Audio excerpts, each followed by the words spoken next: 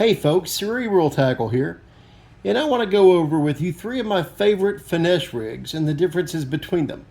A lot of people get the three confused, so tonight I want to kind of break them down for you. It's the Ned Rig, the Neko Rig, and the Nail Rig, which you might not have heard of, or you could hear it called something different entirely. Anyway, let's break it down. Let's first cover one of my all-time favorites. It's the Neko Rig. Here you'll see I have a green pumpkin blue flash zoom trick worm, a VMC half moon Neko sinker, and a 2-watt Gamakatsu wicked wacky worm hook. Now, to start rigging the Neko, the first thing you're going to do is you're going to take your worm and you're going to locate the fattest end, which is going to be the head end.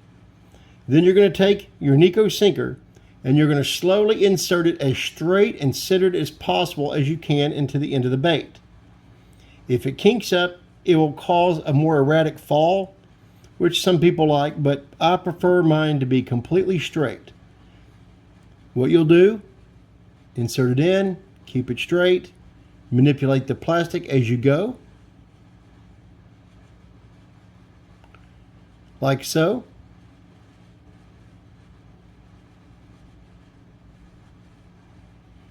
If you make any mistakes along the way, manipulate the plastic so that you get it in there as straight and centered as possible.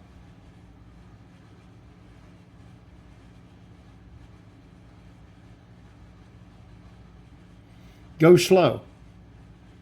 If you go slow, you're less likely to make mistakes. Now see, it's not 100% perfect, but you know, it's pretty good. So, yeah, there. You have it straight, entered into the end. Try to get it as close to that head as you can.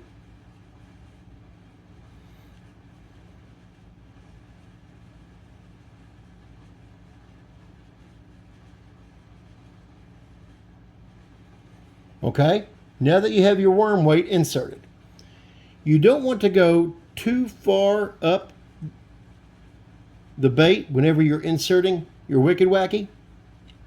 And I'll show you why here in a minute. So what I want you to do is I only want you to come up about 25% or so, the length of the worm, above your head. And you'll want to insert the hook on the flat side of the worm, not the rounded, but the flat.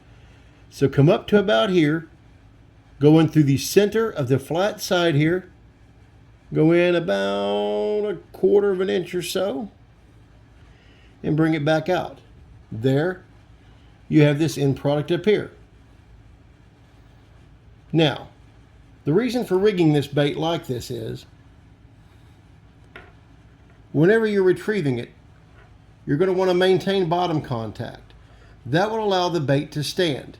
And when you're pulling it back, you're going to hop it, kind of a wacky motion, weighted wacky there, along the bottom. When it rests, this tail will straighten out. When you pull it, it'll just slightly fold in. And you can twitch it. When you rest it, this sucker will stand straight up for a few seconds before slowly falling. I don't have enough hands here. There we go. It'll completely come out straight, slowly fall, twitch it again, wacky. It'll come back up again, and you'll just repeat the process as it comes back to you. This bait, if you use the right rod, right line, you can actually make that sucker stand in one place for an almost infinite amount of time, shaking, just wiggling that tail in the fish's face. Doing so will elicit more strikes than you can possibly imagine. So, again, be very careful how you insert the weight into the end of the worm. Watch where your hook contact is here. And like I said, when you're fishing it, throw it out, wait for it to hit the bottom. When it does, slowly pick it up till you feel the resistance. Twitch it in place. And by the way, when you're twitching it in place, the way you get it to shake in one spot is you don't move the actual weight, okay? You don't want to feel the tight line moving, because then you're moving the entire bait. What you want to do is you want to just shake the slack in the line. If you shake the slack, this thing will stand up and just sit there and jiggle for the longest time. And then twitch it towards you. When you twitch it, it will fold, become kind of a wacky. When you stop, it'll straighten out, twitch it some more, repeat. Anyway, that is how you rig a Neko. Next up is the Ned Rig. A lot of folks have their own opinions on when and where you should fish the Ned Rig. I use it whenever fishing's tough, summer or winter. You'll hear folks arguing back and forth that one is better than the other, but you know, in my opinion, it's really not.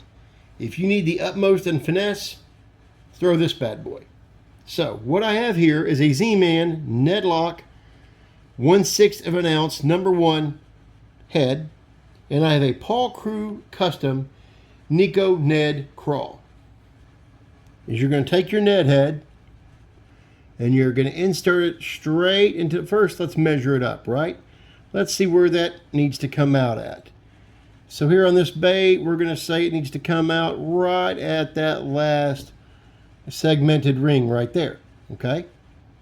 So we're going to insert it, keep it straight, come straight through the bait.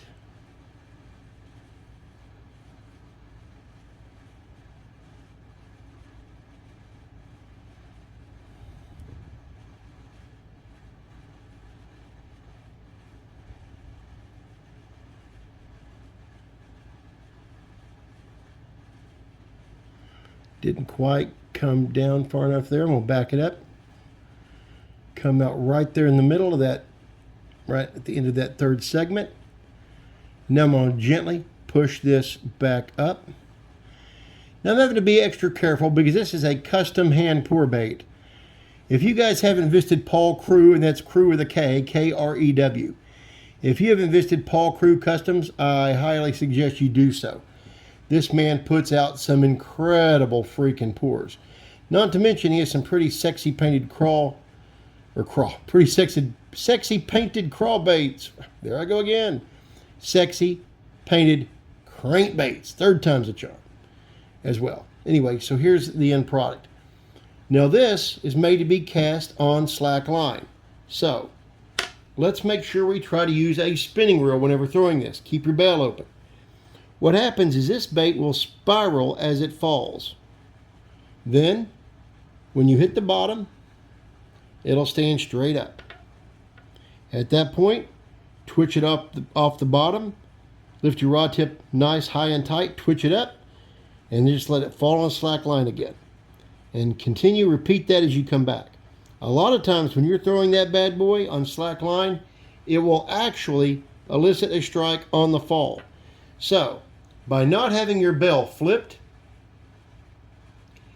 it will actually, when you go to flip your bell and reel in your slack to start to work it, do so carefully, I guess is what I'm saying, but you might actually feel that line swimming off. A lot of times, they'll hit it on the fall with that bell open, and you won't even know they're there until you start to work the bait. So this is a Ned Rig. Like I said, different rig, and you work it differently than you do a flick shake, or like I just showed you, the Neko Rig.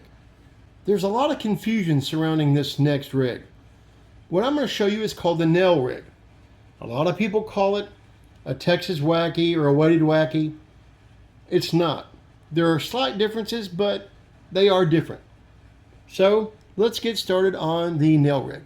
The equipment I'll be using for the Ned Rig today is another Zoom Green Pumpkin Blue Flash Trick Worm, a Lunker City 3/32 of an ounce nail weight, and a Trocar Finesse flipping 1/0 hook. It has some similarities in how it's fished with the Ned Rig, but it's not the same. It also has some similarities to the Neko, primarily insertion of the weight. Again, you're going to find your fat head end of the worm. You're going to insert your nail weight as straight as you can into it. Now, if you get this one a bit bent, it's a thin little piece of lead, so it's easy to bend back to get straight should you make a mistake.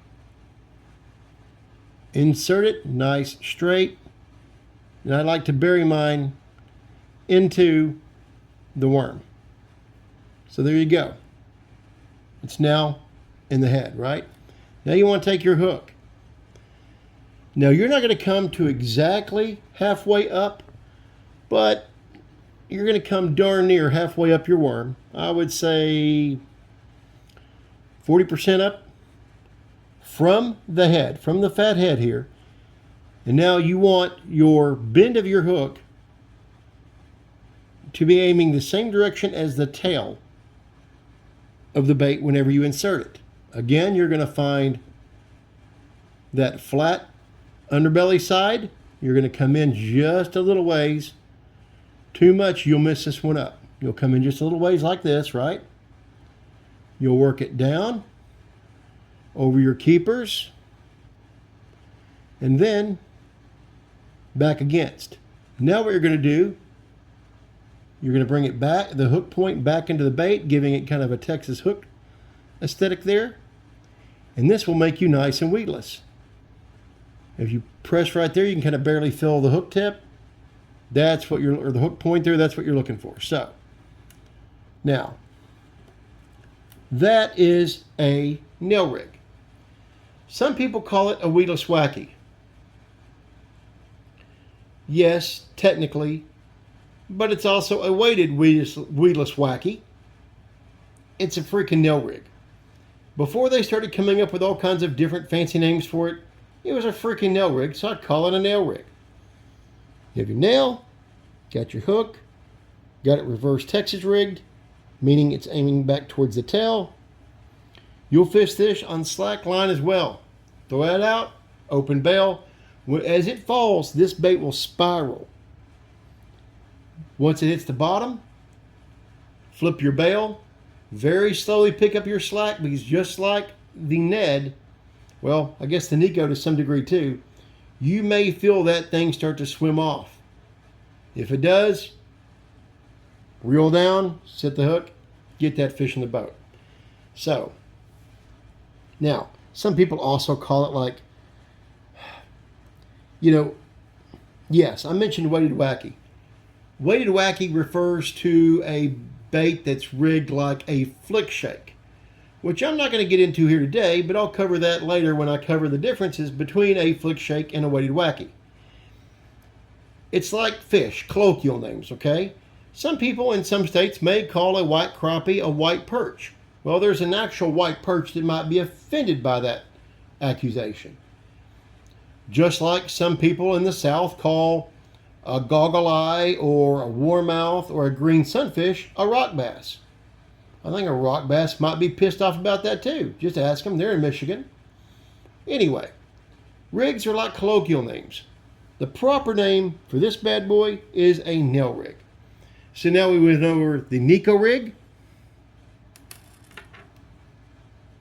the Ned Rig, and the nail rig. And hopefully you guys now know how to fish them. If you have any questions, please leave them in the comments section. I hope you've learned a little something today. They're all three wonderful, just fabulous freaking finesse techniques. I will fish the Neko Rig year-round, the Ned Rig when fish are highly pressured during the summer or winter, or they're just overall lethargic, like let's say a front is blown through and killed the bite. I'll fish it then. And then the nail rig, I love to use the nail rig during the spring and summer. It's most deadly for me then. I will use it occasionally in the fall in like a bait fish color when the shad start to move back into creeks. But that's about it. So I've hoped you learned something today.